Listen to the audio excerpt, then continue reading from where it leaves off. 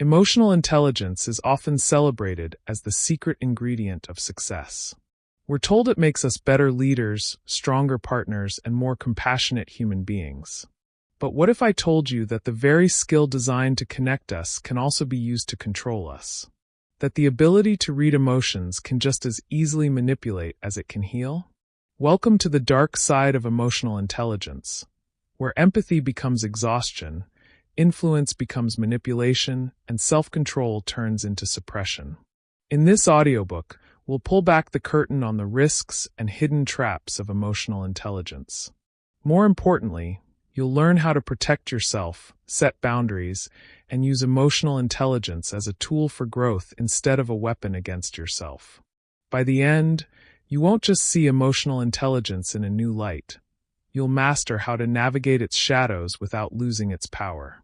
Before we dive in, we've noticed that most people who listen to our audiobooks never subscribe to the channel. So do me and yourself a favor. Like this video, share it with someone who's ready to grow, and subscribe so you never miss the valuable insights that will keep you unstoppable. And one last thing, this audiobook is not here to tell you not to master emotional intelligence. Quite the opposite.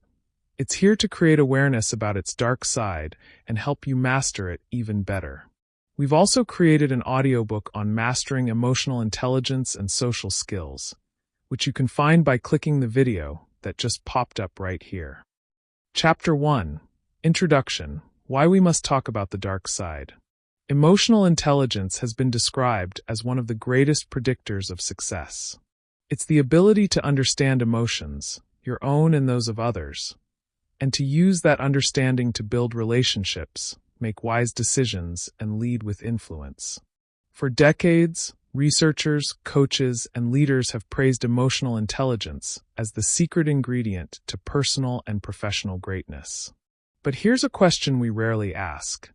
If emotional intelligence is such a powerful tool, could it also carry a hidden danger? Could something so good, when misused or overused, actually harm us? Why emotional intelligence is praised so highly. Let's begin with the brighter side.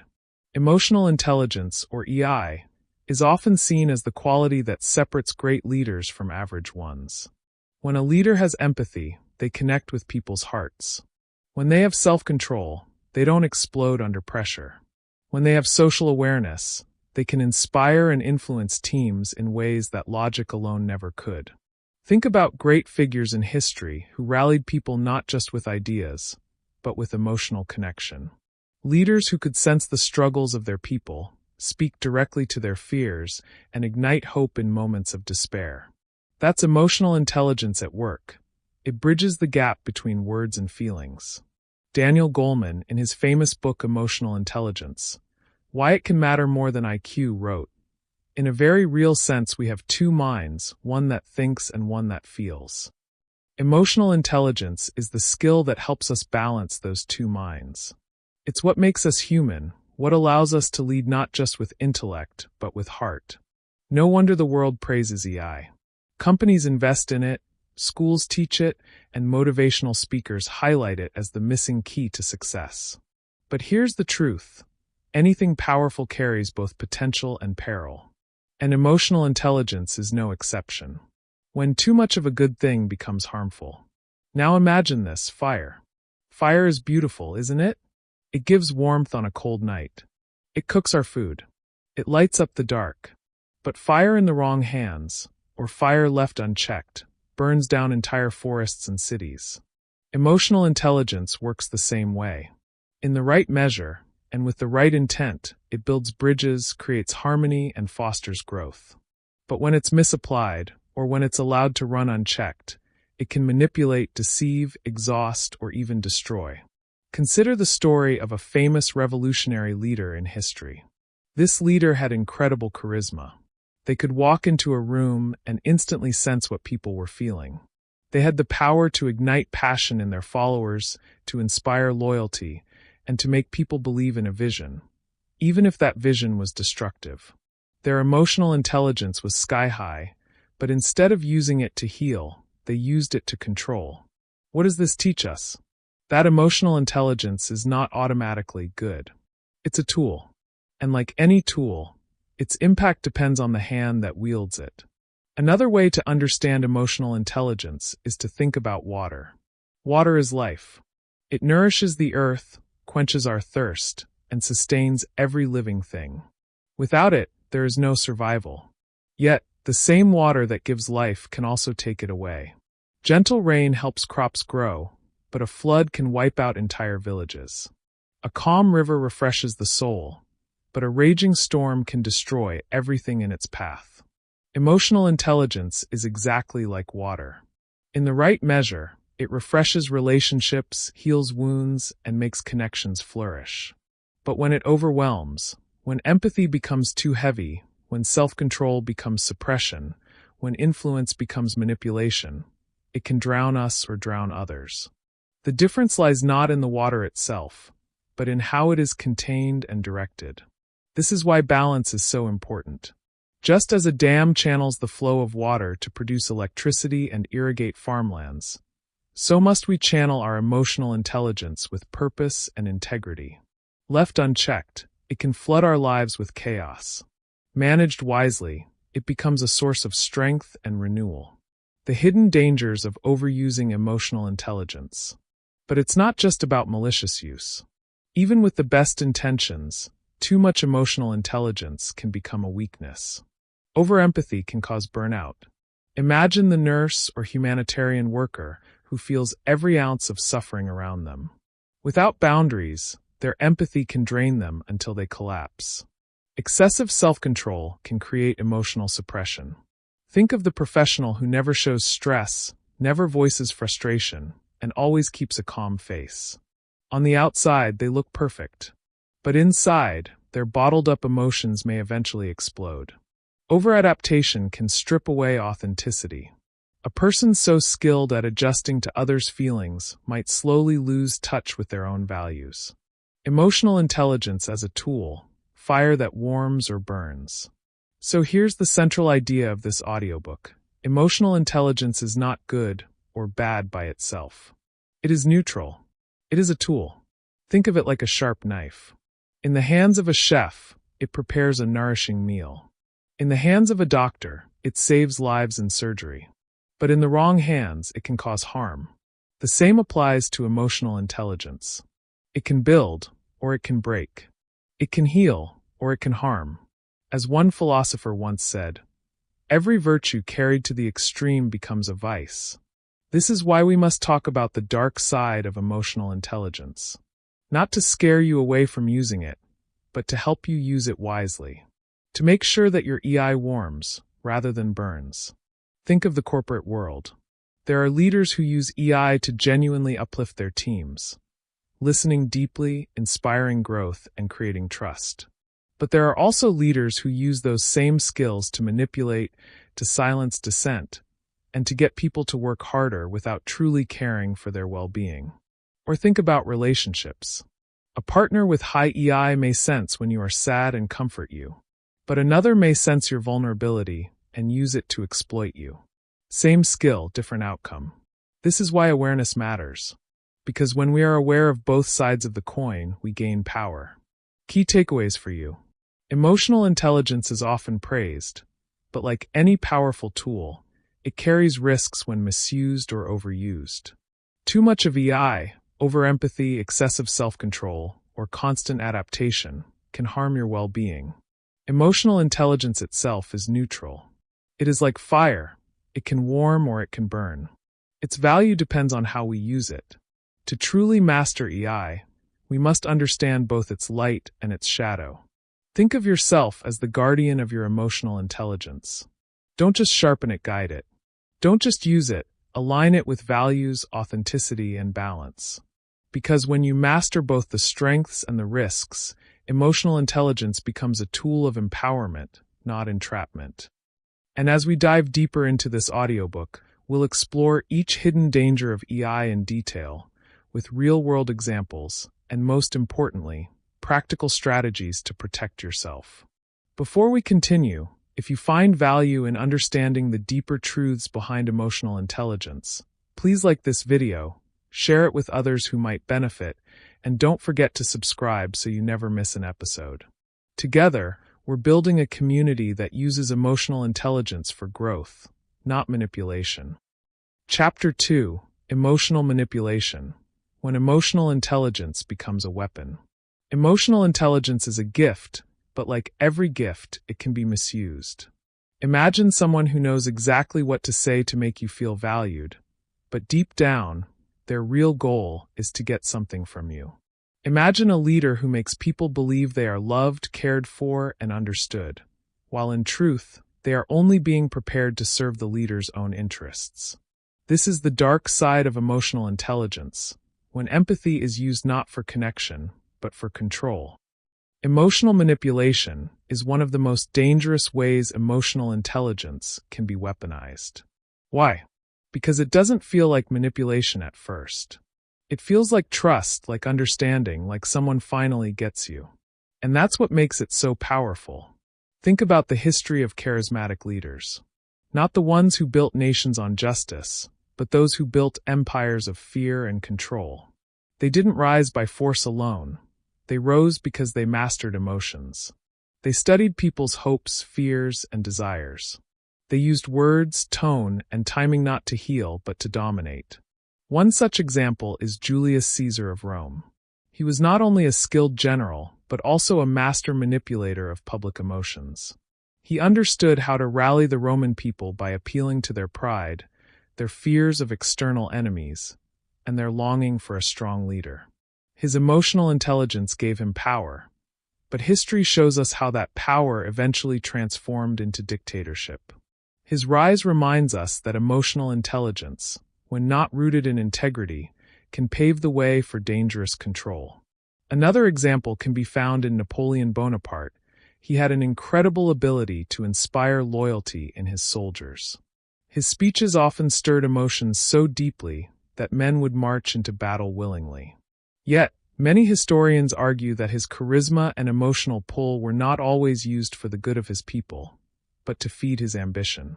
He knew how to manipulate emotions to expand his empire. Even in modern times, we see how emotional intelligence is used by scammers, cult leaders, and toxic bosses.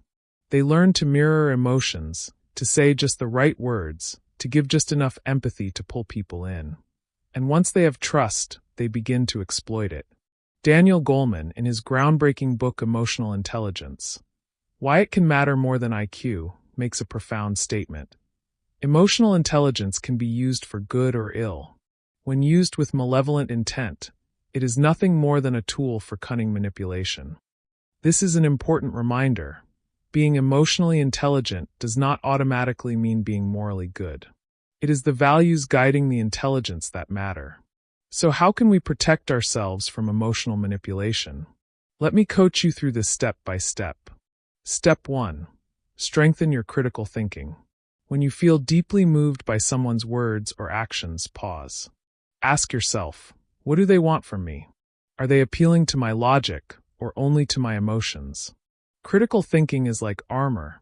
It doesn't stop you from feeling, but it keeps your feelings from blinding you. Take Napoleon's speeches as an example. His soldiers felt courage, pride, and loyalty. But if they had paused to think, what is the end goal here? Whose interests are really being served? Perhaps fewer would have marched into battles that cost so many lives. Step 2. Recognize persuasion tactics. Manipulators often use predictable patterns. They flatter you to lower your guard. They mirror your emotions so you feel understood. They create urgency, making you feel like you have no time to think. Or they play the victim, so you feel guilty if you don't help. Scammers do this all the time. They pretend to be someone in distress, lost money, sick relative, or an urgent crisis. They appeal to your empathy, not your reason. The moment you recognize these tactics, the spell breaks. Step 3. Trust your instincts. Your gut is often smarter than your head when it comes to sensing manipulation. Have you ever spoken with someone and thought, something feels off, even if their words sounded right? That is your intuition signaling you. Learn to trust it. History is full of people who ignored their instincts because they were dazzled by charm. But those who paused, questioned, and listened to that quiet inner voice often avoided disaster. Imagine someone approaches you with an opportunity. They tell you all the right things. You're special, you're talented. I've never met anyone like you. You feel good. But before you say yes, ask yourself, do they know me well enough to mean those words? What do they stand to gain if I believe them? By asking, you shift power back to yourself. Emotional manipulation loses its force when you stop responding automatically and start responding thoughtfully. Key takeaways for you. Emotional intelligence is a tool. It can connect or it can control. History shows us that some of the most manipulative figures were masters of emotions. Critical thinking protects you from being swept away by charm or charisma. Recognize persuasion tactics: flattery, urgency, mirroring, and guilt. Trust your instincts. Your gut often notices manipulation before your mind does. Emotional manipulation is powerful because it wears the mask of care. But once you understand how it works, you are no longer a victim. You become someone who can see through the disguise. Use emotional intelligence wisely, and always anchor it in integrity. If this chapter opened your eyes, don't keep it to yourself. Like, share, and subscribe so more people can protect themselves from the hidden dangers of emotional intelligence. Remember, knowledge becomes power when it's shared. Chapter 3: Over-Empathy, Drowning in Other People's Feelings. Empathy is beautiful. It's the heartbeat of emotional intelligence, the bridge that connects us to other human beings. Without empathy, we would live in a cold, disconnected world where no one understands or cares about anyone else. But here's the truth that few people dare to admit. Even empathy, when it goes unchecked, can become dangerous. Over-empathy is when you feel so deeply for others that you lose sight of yourself. It is when you carry the weight of everyone else's problems on your shoulders until you're crushed under the load. And while empathy can make you a kind leader, a trusted friend, or a compassionate caregiver, too much of it can leave you exhausted, resentful, and emotionally empty. The risk: when empathy becomes a burden. Think of a nurse who works in a busy hospital. Every day, she meets patients who are hurting, frightened, or hopeless. Her ability to connect with them is powerful. She can sense their pain and comfort them with a kind word or a gentle touch. But what happens when she goes home and still carries all those emotions inside her? She lies awake at night replaying their suffering in her mind, and soon, she feels more broken than the people she's caring for. This is not just the story of nurses or caregivers. It's the story of parents who take on their children's stress, leaders who try to fix every problem in their team, and even friends who cannot say no when someone needs help. Over time, this constant emotional load leads to burnout and what psychologists call compassion fatigue, a state where you care so much for so long that you can no longer feel joy or energy in giving. Daniel Goleman, in his book Emotional Intelligence, Why It Can Matter More Than IQ, reminds us that empathy must be balanced with emotional boundaries. Otherwise, instead of helping others, you begin to drown in their pain.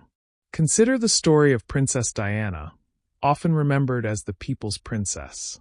She was admired worldwide for her extraordinary empathy, her ability to walk into a room and make people feel seen, heard, and valued.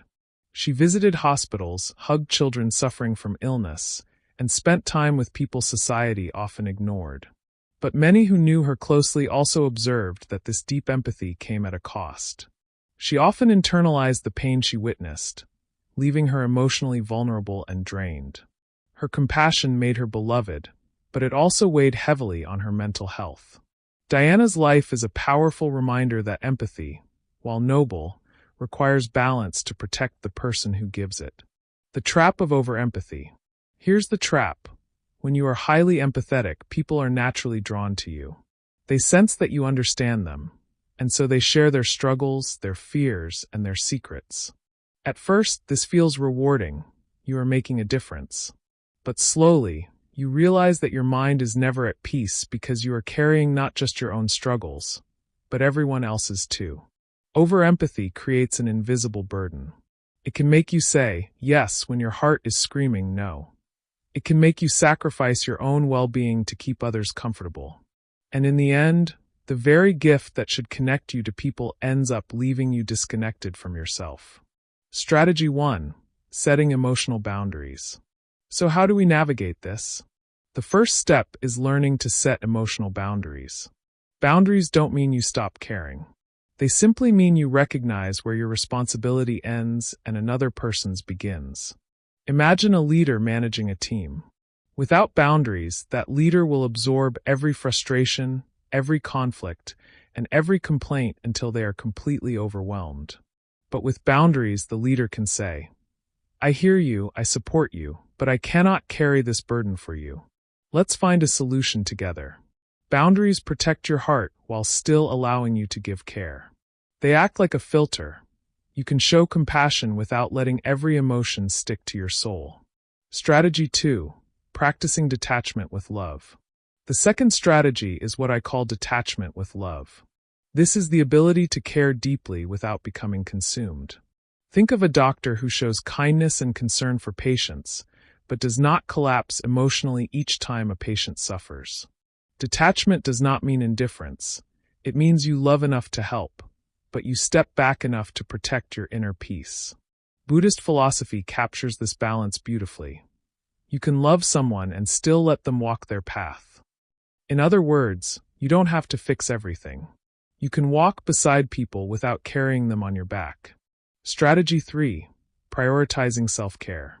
Finally, we must talk about self-care. Too often, people who are deeply empathetic forget that they also need care.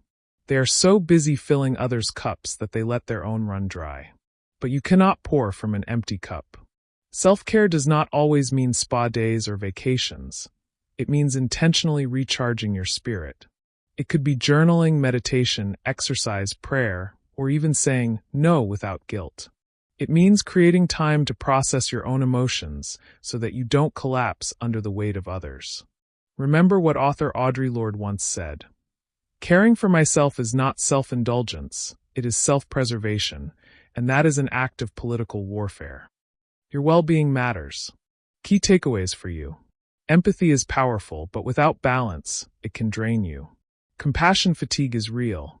If you constantly absorb others' emotions, you risk emotional burnout.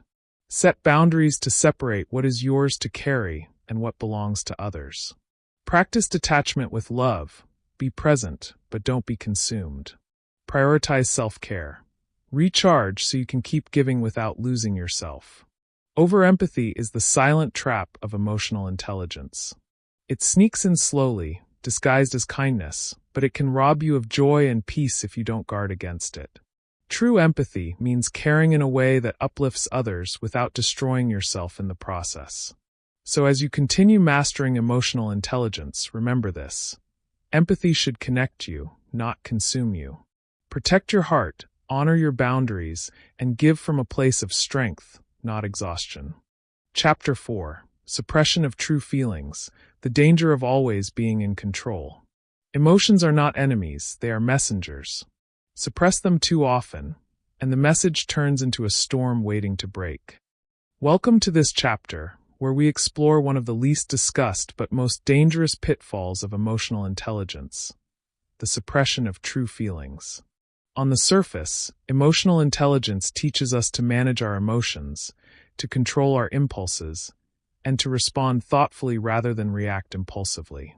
But when taken too far, this control can become a prison. Many people with high emotional intelligence become so skilled at managing emotions that they stop expressing emotions. They put on a mask of calmness, even when the storm inside is raging. This constant self-control may look impressive to others. You become the stable one, the person who never loses their cool. But deep inside, every unspoken frustration, every unacknowledged sadness, and every hidden anger builds up. And eventually, even the strongest dam cracks. The risk, when harmony comes at a cost. Let's be honest. Nobody likes conflict. And those with high emotional intelligence often go out of their way to keep the peace. They may choose silence instead of disagreement. They may smile instead of expressing discontent. They may say, "It's fine," when it's not. But here's the danger. Every time you suppress your feelings to maintain harmony, you trade a piece of your authenticity. You slowly lose the ability to show the world who you really are. and the world begins to love a version of you that isn't the real you. Think of it this way. Imagine carrying a heavy backpack. At first, you barely feel the weight. But if you keep adding stones, one for each unspoken frustration, another for every bottled-up sadness, you eventually collapse under the weight. Suppressed emotions are like those stones. They don't disappear just because you refuse to acknowledge them. They stay with you, quietly draining your energy, until one day the collapse comes. Consider the story of Jacinda Ardern, the former Prime Minister of New Zealand. She was globally admired for her composure during crises. She showed strength after a devastating national tragedy and calm leadership during a pandemic. But years later, she stepped down, openly admitting she no longer had enough in the tank to continue. Her story is a powerful reminder that even the most composed leaders, those who appear unshakable, carry heavy emotional loads. When leaders suppress their exhaustion or their inner struggles for too long, it eventually takes its toll. Ardern's courage was not only in leading with calmness, but also in recognizing her limits and choosing authenticity over the illusion of endless control. The silent struggle in everyday life. Suppression isn't limited to world leaders. It happens in offices, homes, and relationships every single day. Think of a manager who never shows stress. On the outside, he seems like the perfect leader, calm, rational, unbothered. His team thinks he is indestructible. But behind closed doors, he lies awake at night, overwhelmed and exhausted. Eventually, the pressure becomes unbearable, and he burns out. Or think of a parent who always hides frustration to keep the household peaceful. They smile even when they are tired, they comfort others while ignoring their own pain. One day, after years of silence, the bottled-up frustration explodes. Not because of a big event, but because of years of small, unspoken emotions piling up. In his book Emotional Agility, psychologist Susan David explains, "Emotions are data, not directions. They provide us with information about what is happening in our world. When we ignore or suppress them, we lose access to valuable insights. This is an important truth. Suppression does not make emotions disappear. It only makes them invisible. And invisible emotions often show up in unhealthy ways through stress, resentment, or even physical illness. The strategy: creating space for authentic expression. So, how do we avoid this trap? How do we remain emotionally intelligent without suppressing the truth of our hearts? Here are 3 practical strategies. 1. Allow yourself to feel. Give yourself permission to acknowledge emotions without judgment. If you feel anger, sadness, or frustration, don't rush to cover it up. Simply name it. I feel frustrated. Naming your emotions reduces their intensity and gives you clarity. 2. Journaling as a release. Writing is one of the most powerful outlets for suppressed emotions. By journaling, you create a safe space to pour out feelings you may not be ready to share aloud. It's like unclogging a pipe before it bursts. Even writing a few sentences each day can prevent emotional buildup. 3. Find safe outlets. Not every emotion needs to be shared with the world, but every emotion deserves to be expressed. Safe outlets can be a trusted friend, a therapist, prayer, meditation, or even creative arts like painting or music. The goal is not to suppress, but to channel. Key takeaways for you. Suppression is not control. True control means choosing how to express emotions, not burying them. Authenticity builds stronger relationships. When you share your true feelings in healthy ways, people trust you more. Self-expression prevents burnout. By releasing emotions gradually, you avoid the collapse that comes from years of silence. Emotional intelligence is not about always being calm. It's not about wearing a mask of control. True emotional intelligence means knowing when to hold back and when to speak up. It means respecting others' emotions without ignoring your own. The danger of suppression is that you lose yourself in the process of trying to please others. But when you create space for authentic expression, you honor both yourself and those around you. So, as you continue mastering emotional intelligence, remember this. The strongest leaders and the healthiest relationships are built not on suppression, but on authenticity. If this chapter resonated with you, take a moment to reflect on the emotions you may have been holding back. And before you leave, please remember to like this audiobook, share it with someone who needs it, and subscribe to the channel for more life-changing insights. Together, let's grow in wisdom, not just in silence. Chapter 5, Over-Adaptation, Losing Yourself to Please Others. Have you ever caught yourself changing the way you speak, act, or even think, just to fit into the room you're in? Maybe at work, you laugh at jokes you don't find funny. Maybe with friends, you agree with opinions you don't actually believe. And maybe in your family, you hold back your true feelings just to keep the peace. If that sounds familiar, you've experienced over-adaptation. Over-adaptation is the subtle, often unconscious habit of adjusting yourself to meet other people's moods, expectations, or standards, even at the cost of your own authenticity. It's the voice inside you saying, "Don't rock the boat. Just smile and go along." And while emotional intelligence teaches us to be aware of other people's emotions and adapt where necessary, there is a fine line between being adaptable and completely losing yourself. The risk, the disappearance of self. When you constantly mold yourself to fit the room, you risk disappearing in the process. You may become so good at being what everyone else wants that you forget who you are. Think about this in the workplace. Imagine an employee who behaves differently depending on who's around. In front of their boss, they're overly agreeable, nodding at every idea, never challenging authority. Around peers, they mimic whatever opinion dominates the conversation. With subordinates, they act tough and controlling, even though it's not their natural style. Over time, this person becomes a chameleon, blending into every environment but never standing out, never truly respected, and never truly known. Why? Because people may like the version they see, but deep down they sense the lack of authenticity. And authenticity is what creates trust, influence, and long-term respect. One world leader who wrestled with the tension of adaptation versus authenticity was Mikhail Gorbachev, the last leader of the Soviet Union. Gorbachev was celebrated internationally for his reforms, policies of glasnost, openness, and perestroika, restructuring. He wanted to adapt his leadership style to connect with both his people and the world. But here's the challenge. At home, many citizens saw him as too willing to bend to the West.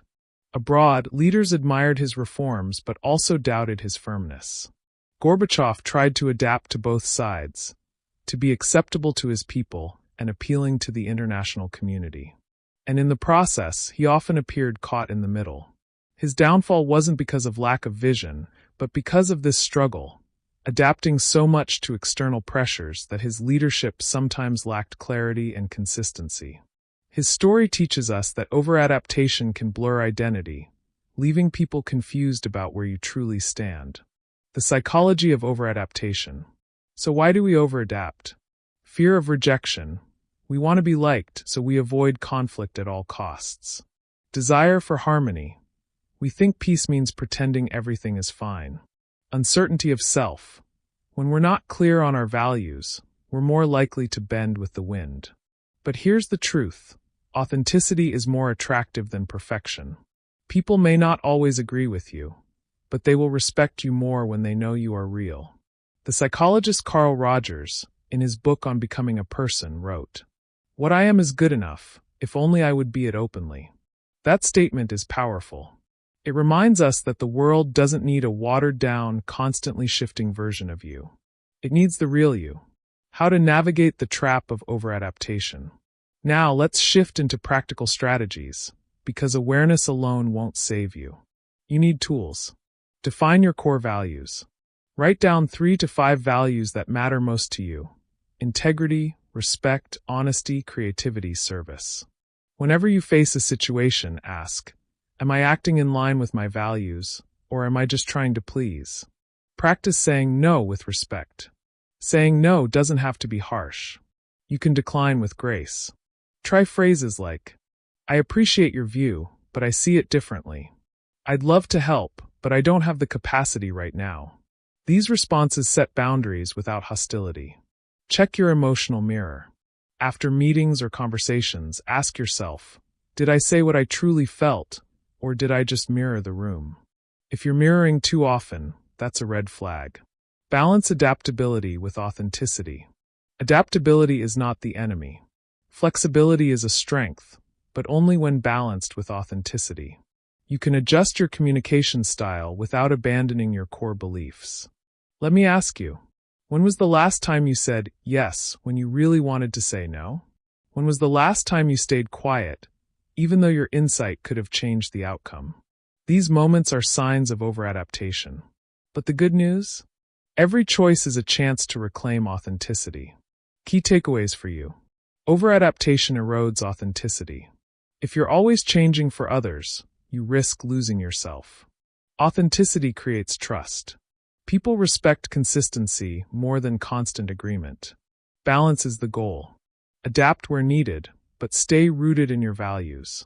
Boundaries protect your energy. Saying no with respect is not rejection, it's self-respect.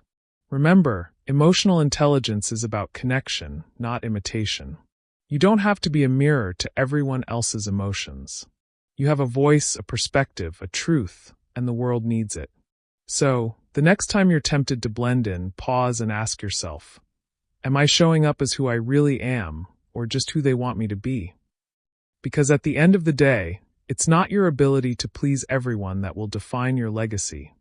It's your courage to remain authentic in a world that constantly demands you to adapt.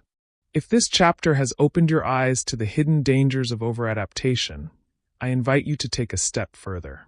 Like this video, share it with someone who might need this message, and don't forget to subscribe to the channel for more deep insights on mastering emotional intelligence. Together, we'll continue to grow, not by losing ourselves, but by becoming more authentically who we are. Chapter 6: Emotional Bias, Favoritism, and Clouded Judgment. Imagine this for a moment. You're in a workplace, sitting at the end of a long meeting table. The boss smiles warmly at one of your colleagues, laughs at their jokes, and nods approvingly every time they speak. When promotion time comes, even though you've worked harder, delivered results, and met every target, it's that colleague who gets the role. Why? Because the boss feels good around them. This is emotional bias. It's when emotional intelligence, our ability to sense and respond to feelings, clouds our judgment, leading us to favor people who mirror our own emotions, rather than those who may truly be the most capable. And here's the irony. The higher a leader's emotional intelligence, the easier it is for this bias to creep in. Because when you're skilled at sensing and connecting with emotions, it feels natural to reward those who connect with you emotionally. But as leaders, parents, teachers, or decision-makers, this can create dangerous blind spots. The risk, when feelings overshadow facts. Leaders with high emotional intelligence often pride themselves on reading people well. They believe they can sense loyalty, trustworthiness, or potential. But sensing is not the same as knowing. Sometimes the people who make us feel most comfortable are not the ones who will push the organization forward. Think of the Roman Emperor Marcus Aurelius. He was known for his stoic discipline and deep reflection, often reminding himself not to be carried away by personal affections or attachments when making decisions. In his meditations, he wrote, "You have power over your mind, not outside events. Realize this, and you will find strength." Aurelius knew that giving power based on affection alone could weaken the empire. Instead, he focused on balancing wisdom with fairness, striving not to let emotional bias influence the destiny of Rome. Yet, not every leader in history has been as disciplined. Some rulers surrounded themselves with advisors who only echoed their thoughts and soothed their egos. They favored loyalty over competence, charm over truth. And history shows that when favoritism runs unchecked, organizations, empires, and even nations can fall apart. Let's take a step into modern history. Think of leaders in corporations or governments who promoted close allies, not because of their competence, but because they were emotionally aligned. When the circle becomes an echo chamber, decisions are no longer tested by logic, data, or diverse perspectives. The result? Missed opportunities, corruption, or even collapse. In one notable case, A world leader during the late 20th century surrounded himself with a small group of advisors who always agreed with him. He was drawn to them emotionally because they reflected his values, his frustrations, and his worldview. But when crisis struck, these advisors lacked the competence to guide him effectively. Historians often cite this as a turning point in his country's decline. The problem wasn't lack of emotional intelligence. It was over-reliance on emotional connection without balancing it with objective assessment. The psychology behind emotional bias. Why does this happen? It's simple. As humans, we gravitate toward people who make us feel good.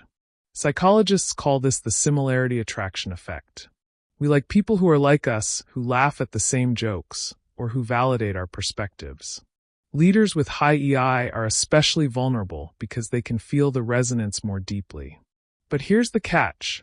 The person who challenges us, disagrees respectfully, and brings a different perspective might be the very person we need most. Great leaders are not those who surround themselves with comfort, but those who build teams that challenge, balance, and sharpen their vision. The strategy: balancing emotion with logic. So how do we navigate this? How do we use emotional intelligence wisely without letting it bias our judgment? Use objective measures. Create clear, measurable criteria for decisions, whether hiring, promoting, or assigning responsibilities. Example: instead of promoting the person you feel good around, set objective benchmarks. Sales closed, projects delivered, leadership skills demonstrated. Invite dissenting voices. Encourage people who think differently to speak up. A diverse perspective prevents emotional bias from becoming a blind spot. Abraham Zalesnik, in his book Managers and Leaders, Are They Different?, emphasizes the importance of leaders surrounding themselves with independent thinkers rather than yes men. It's the clash of ideas that brings growth. Pause before deciding. Emotional bias is strongest in the heat of the moment. Train yourself to pause, reflect, and separate how I feel from what's true. Ask yourself, am I choosing this person because they make me feel comfortable or because they are the best for the job? Balance head and heart. Emotional intelligence isn't about ignoring feelings. It's about integrating them wisely with reason. Use data, logic, and evidence to test your emotional impressions. Think of a time in your own life where you may have chosen comfort over competence. Maybe you trusted a friend with something important, only to realize later they weren't the right person for the task. Maybe you overlooked someone quieter but more capable, simply because they didn't click with you emotionally. Now ask yourself, how can I make decisions differently in the future? How can I set up systems that protect me from my own biases? Key takeaways for you. Emotional bias is real. High EI can make you favor those who mirror your emotions, even if they're less competent. Feelings aren't facts. Comfort doesn't equal competence. Objective criteria protect judgment. Balance emotional resonance with measurable performance. Great leaders seek discomfort. They surround themselves with voices that challenge them, not just soothe them. So, here's the truth. Emotional intelligence is powerful, but without balance, it can lead you into favoritism and clouded judgment.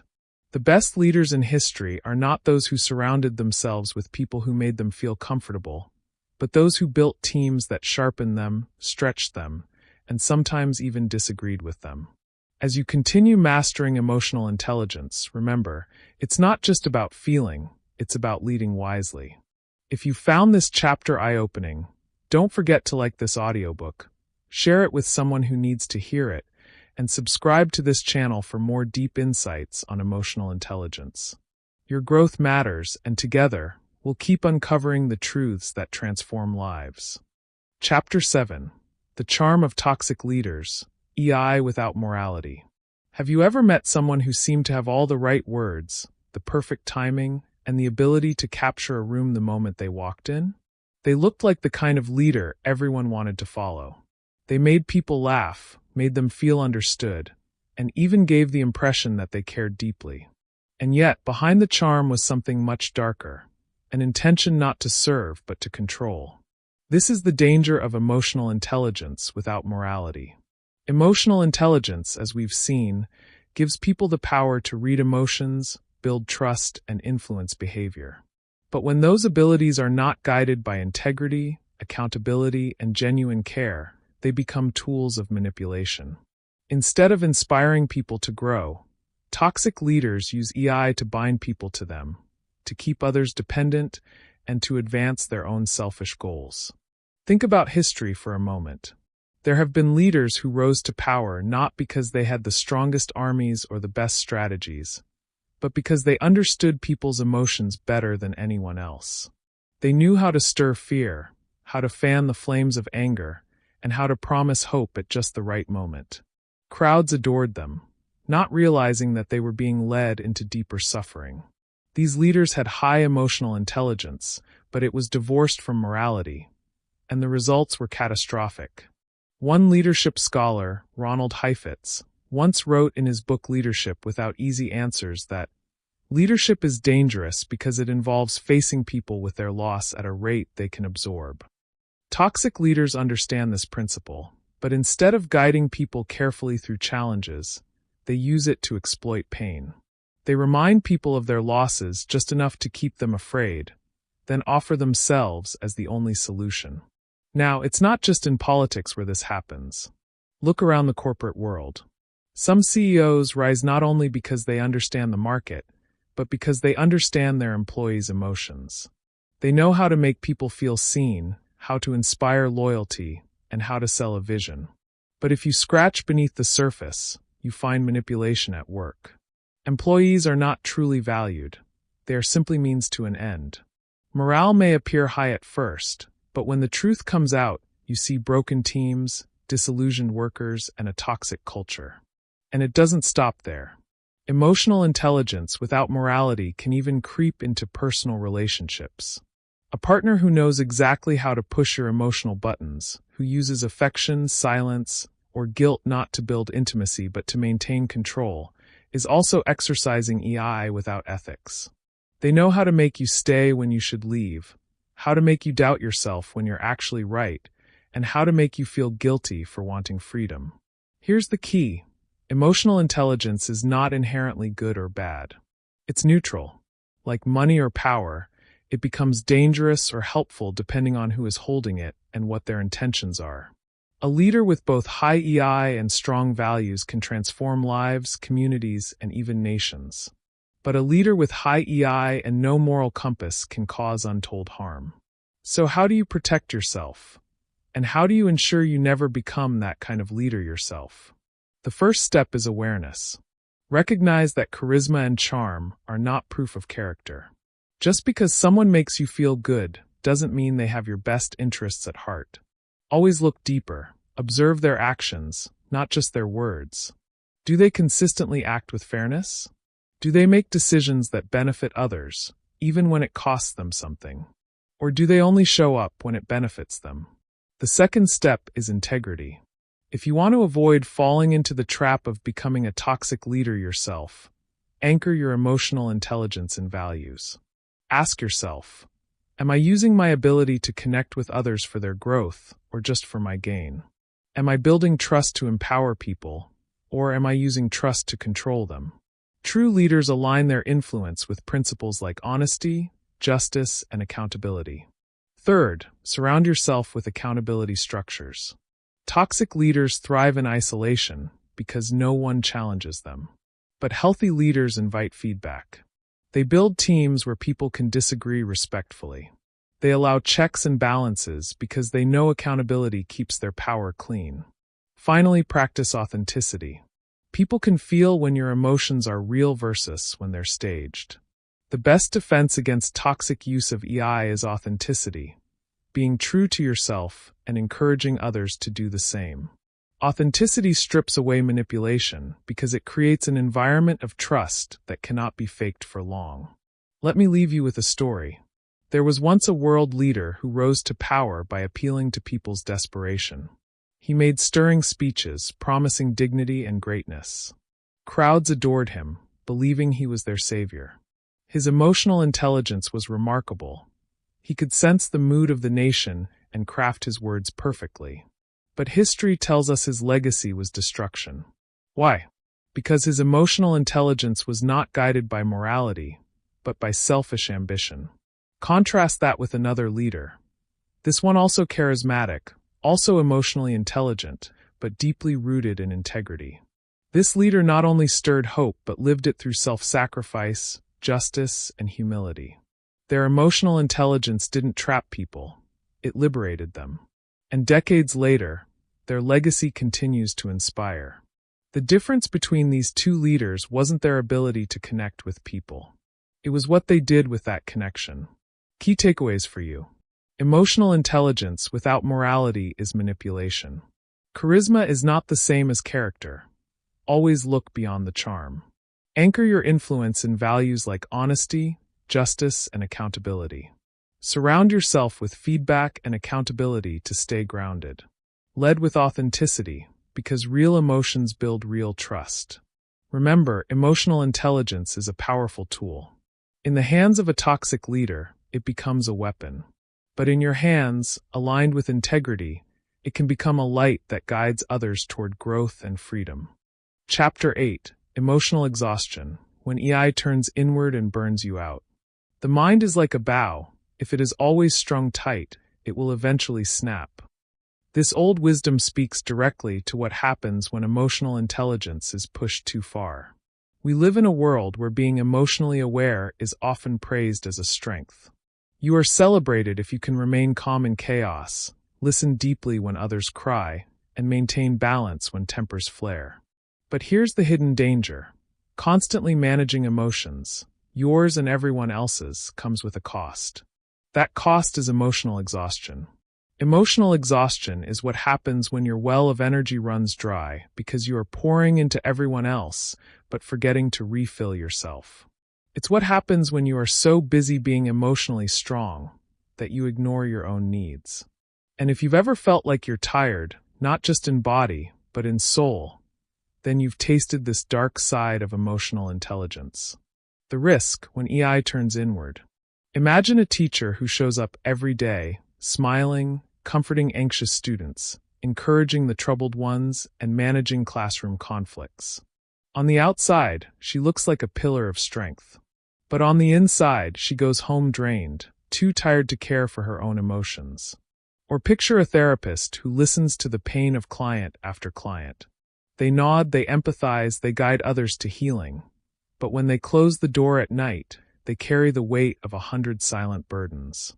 Or think about an HR professional, always caught between employees and management. They mediate disputes, listen to complaints, soothe frustrations, and try to balance fairness with loyalty. Yet deep down, their own stress has nowhere to go. These roles are noble, but they are heavy. The emotional labor is constant, and unless it's managed wisely, it leads to burnout. Consider the story of Angela Merkel, former Chancellor of Germany. Known as one of the most emotionally steady leaders of modern times, Merkel was admired for her calm, rational presence during crises. Whether it was economic challenges, migration debates, or political pressures, she rarely lost her composure. But in interviews after stepping down, she admitted to being deeply tired, not just physically but emotionally. For years, she carried the burden of holding a nation steady while rarely showing cracks in her armor. This illustrates a vital truth. Even leaders with remarkable emotional intelligence can face exhaustion when they carry too much for too long, without spaces to release. Why this happens? Here's the irony. The better you become at managing emotions, the more people expect you to be their emotional anchor. You become the friend everyone calls when they're in crisis. The colleague people confide in. The leader employees run to when morale is low. And while this shows trust and respect, it can silently drain you. Over time, you begin to neglect your own emotional needs. You give comfort, but rarely receive it. You listen, but rarely get listened to. You manage storms for others, but no one sees the storm inside you. This is the hidden danger of emotional intelligence, when your ability to manage emotions turns inward and burns you out. Daniel Goleman, in his groundbreaking book Emotional Intelligence, Why It Can Matter More Than IQ, wrote, "In a very real sense, we have two minds, one that thinks and one that feels. When the feeling mind carries too much without balance, it collapses under the weight. That collapse is emotional exhaustion. Strategies. How to protect your energy. Recharge regularly. You cannot pour from an empty cup. Build habits that restore your energy, whether it's prayer, meditation, journaling, music, exercise, or simply silence. Schedule these activities as seriously as you schedule meetings. Delegate emotional labor. If you're a leader, don't try to be everyone's emotional savior. Create systems where people can support each other. Encourage peer support, coaching groups, or wellness programs. Share the weight. Protect your boundaries. Learn the power of gentle refusal. When someone comes to you in distress, it's okay to say, "I want to listen, but I need a moment before I can give you my full attention." Protecting your boundaries doesn't make you cold. It makes you sustainable. Seek your own support. Even the strongest leaders need a safe space. Therapists need therapists. Leaders need mentors. Parents need friends. Find people who can hold space for you, where you don't have to perform emotional strength. Practice emotional release. Don't suppress. Find outlets where you can cry, laugh, shout, or express without judgment. Suppressed emotions turn into exhaustion. Released emotions turn into freedom. Think of a firefighter who rescues people from burning buildings. Admirable, yes, but imagine if he never took off the gear, never stopped carrying people, and never rested. Eventually, the rescuer would collapse too. That's exactly what happens when people with high emotional intelligence never set down the weight of emotional labor. The very strength that makes them dependable becomes the weakness that breaks them. Key takeaways for you. Emotional intelligence is powerful, but without rest, it leads to burnout. Leaders, teachers, therapists, caregivers, roles that require constant emotional labor, are most at risk. Recharge, delegate, set boundaries, seek support, and release emotions. Remember, protecting your energy is not selfish, it's essential. You can't lead or care for others if you are running on empty. As we've seen, emotional exhaustion is the silent cost of carrying everyone else's burdens. But you have the power to change this. Protect your boundaries. Fill your own cup first. Use emotional intelligence not just to serve others, but to care for yourself. Because only then will your strength be sustainable. Chapter 9. Balancing Head and Heart, the Cure for EI's Dark Side. In this chapter, we're going to talk about one of the most important skills you will ever develop, the ability to balance your head and your heart. This is the ultimate cure for the dark side of emotional intelligence. Awareness, why balance matters. Emotional intelligence, at its best, helps you connect, inspire, and lead with empathy. But as we've already discovered, too much emotion without reason can blur judgment, and too much logic without empathy can create distance. Think about it. If you rely only on emotions, you may become overly empathetic, constantly adapting, and easily manipulated. On the other hand, if you rely only on logic, you risk becoming cold, disconnected, and even harsh. True mastery of emotional intelligence is not about choosing one side. It's about balancing head and heart, bringing together empathy, reason, values, and authenticity to make decisions that are wise and sustainable. A famous quote by Daniel Goleman, the author of Emotional Intelligence, Why It Can Matter More Than IQ, says, "What really matters for success, character, happiness, and lifelong achievements is a definite set of emotional skills. Your EQ, not just purely cognitive abilities that are measured by conventional IQ tests." But here's the hidden truth. EQ without balance can be just as harmful as IQ without compassion. Let's look at Angela Merkel, former Chancellor of Germany. She was often called the world's most powerful woman. Merkel was known for her calm, rational approach to decision-making, but she also brought empathy into her leadership.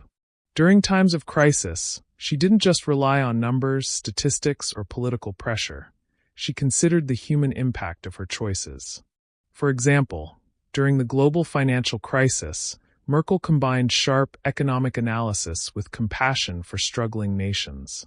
She used her intellect to negotiate tough financial deals, but she also used her emotional intelligence to maintain unity and trust across diverse groups.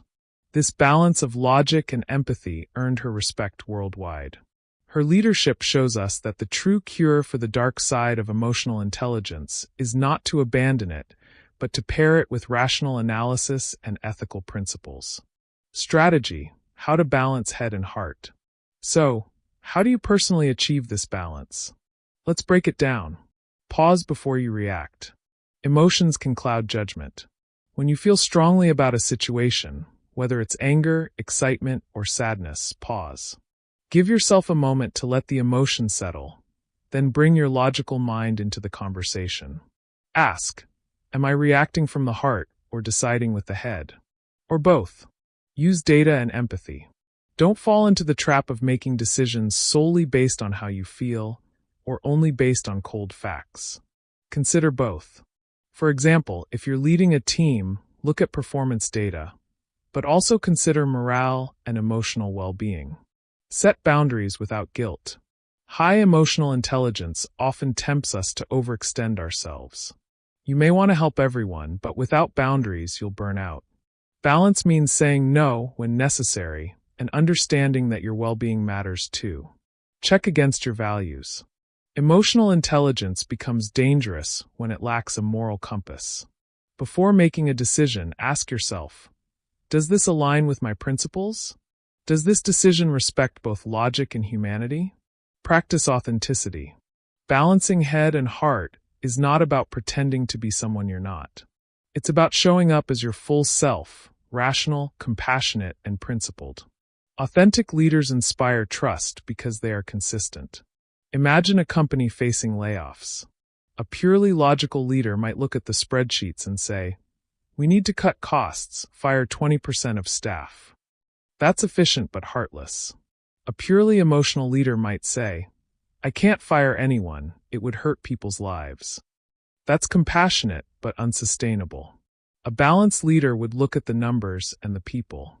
They might say, "We must reduce costs, but let's find creative solutions. Temporary pay cuts, voluntary retirements, or res-killing programs, so we minimize harm while keeping the company alive." That's head and heart working together. This is the cure: decisions that are fair, sustainable, and humane. Key takeaways for you. Emotions guide, but logic must decide. Boundaries protect your energy. You can't help others if you are empty. Values are your compass. Without ethics, EI can be dangerous. Authenticity builds trust. When people know you're real, they'll follow your lead. True intelligence is balance. Great decisions come from using both data and empathy. Think of your head and your heart like two wings of a bird. If one wing is stronger than the other, the bird flies in circles and never gets far. But when both wings are strong and balanced, the bird soars high and free. That's you, when you balance logic and emotion. So I want you to reflect. Where in your life do you lean too much on emotion? Where do you lean too much on logic? And how can you bring the two together? Answering those questions will give you clarity and power in your personal and professional life. Conclusion: the cure for EI's dark side. Balancing head and heart is not easy, but it's the most powerful way to protect yourself from the traps of emotional intelligence. When you make decisions guided by empathy, checked by reason, and anchored in values, you create outcomes that uplift both yourself and others. Remember, emotional intelligence is not about being too soft or too cold. It's about being whole, leading with compassion and wisdom at the same time. That's the cure. That's the mastery. If this chapter gave you value, don't keep it to yourself. Like this video, share it with someone who needs it, and subscribe for more powerful insights. Together, we'll keep learning how to use emotional intelligence as a tool for growth, not a trap. Your journey to balance starts here. Chapter 10, Conclusion: Emotional Intelligence as a Tool, Not a Trap. We've walked through the bright and shadowy corridors of emotional intelligence. We've seen its light, the power to connect, lead, and inspire. And we've also explored its shadows, the risks of manipulation, over-empathy, suppression, and burnout. Now, as we bring this audiobook to a close, I want you to remember one thing. Emotional intelligence is not the enemy. The dark side is not a curse. It is simply a reminder that every strength, if misused, can become a weakness. Think of emotional intelligence as fire. Fire can cook your food, warm your home, and bring light into the night. But in careless or malicious hands, fire can destroy a village. Does that mean we should fear fire? No. It means we must learn how to use it responsibly. In the same way, emotional intelligence is a gift. But it is a gift that must be aligned with values, balance, and authenticity. EI is powerful when rooted in values. Let me share a story of a world leader who embodied this truth. Václav Havel, the playwright turned president of his nation during a time of deep political change. Havel had a keen understanding of human emotions. He could read the mood of a crowd and the fears of a divided society. But unlike manipulators who use emotions to control, he chose to anchor his leadership in truth and values. He famously said, "Without a global revolution in the sphere of human consciousness, nothing will change for the better in the sphere of our being." Havel could have used his emotional intelligence to cling to power or silence opposition, but instead he built trust by staying authentic. His story teaches us this. Emotional intelligence without values is manipulation. Emotional intelligence with values is transformation. When you practice EI in your own life, whether at work, in relationships, or in your personal growth, ask yourself, am I using this to build or to break? To heal or to hurt? That small reflection will keep your gift aligned with integrity. Balance. The heart and the head must work together. Another example comes from Angela Merkel, a leader known not for loud speeches but for her calm, rational, and emotionally grounded leadership. Merkel's emotional intelligence showed not in flashy empathy, but in her ability to balance emotional awareness with rational decision-making. She often said little, but when she did speak, she carried the room. Not by manipulating emotions, but by connecting reason with a steady, grounded presence. Her leadership demonstrates a critical truth. Emotional intelligence is not about drowning in feelings, nor is it about ignoring them. It is about balance. Too much empathy without logic leaves you drained. Too much logic without empathy makes you cold and disconnected. The secret is to let your head and your heart work together. In your personal life, this means pausing before you react. If a colleague criticizes you, don't rush to smooth over their emotions at the cost of your own truth. Balance empathy with assertiveness. Recognize their feelings, but don't silence yours. That balance is what keeps EI from becoming a trap. Authenticity. Staying true while connecting with others. Authenticity is the glue that holds emotional intelligence together. Without it, EI becomes a mask, a performance, a way of pretending just to win approval. And masks are exhausting. Consider the story of Jacinda Ardern, former Prime Minister of New Zealand. She faced unimaginable national tragedies during her time in leadership. What made her response so powerful wasn't just her empathy, it was her authenticity. She didn't just speak words of comfort. She allowed her emotions to show, balancing strength with vulnerability. The world saw not a politician reading a script, but a human being connecting deeply. Her leadership illustrates this truth. Emotional intelligence is most powerful when you are real. People may forget what you say, but they will never forget how genuinely you made them feel. In your daily life, authenticity means not adjusting your personality so much that you lose yourself. It means being kind without being fake, being empathetic without being manipulative, and being strong without pretending you never struggle. Key takeaways for you. Let's pause for a moment and recap what this journey has taught us. The dark side of EI is real, but manageable. Manipulation, over-empathy, suppression, and exhaustion are risks, but they are not destiny. Values are your compass. Without values, EI becomes a weapon. With values, it becomes a tool for transformation. Balance is essential. Don't drown in emotions, and don't ignore them either. Let your heart and your mind work together. Authenticity is power. The most impactful leaders and individuals use EI not as a mask, but as an extension of their true selves. Use EI to uplift, protect, and lead. Not to manipulate, not to control, and not to lose yourself. If you and I were in a coaching session right now, I would ask you to imagine two futures. In the first, you continue using emotional intelligence only to please others, to adjust endlessly, to read every room but ignore your own needs. What happens? Slowly, you lose yourself. You burn out. You become a shadow of the real you. In the second future, you use emotional intelligence as a tool. You read emotions, but you don't absorb them. You connect with others, but you don't manipulate them. You express empathy, but you also set boundaries. You stay authentic, even when it's hard. That path leads to strength, influence, and peace. Which future will you choose? Daniel Goleman, in his groundbreaking book Emotional Intelligence, wrote, "In a very real sense, we have two minds, one that thinks and one that feels. The mastery of emotional intelligence is not choosing one over the other. It is learning to let them work together." So as you leave this audiobook, remember, emotional intelligence is a gift. Use it wisely. Use it with courage. Use it with values. Let it empower you, not entangle you. And here, on this platform, I invite you. Together, let's use emotional intelligence not as a trap, but as a tool to build a more authentic, balanced, and value-driven life. As we close this journey together, I want to leave you with a reminder. This audiobook has not been created to discourage you from mastering emotional intelligence.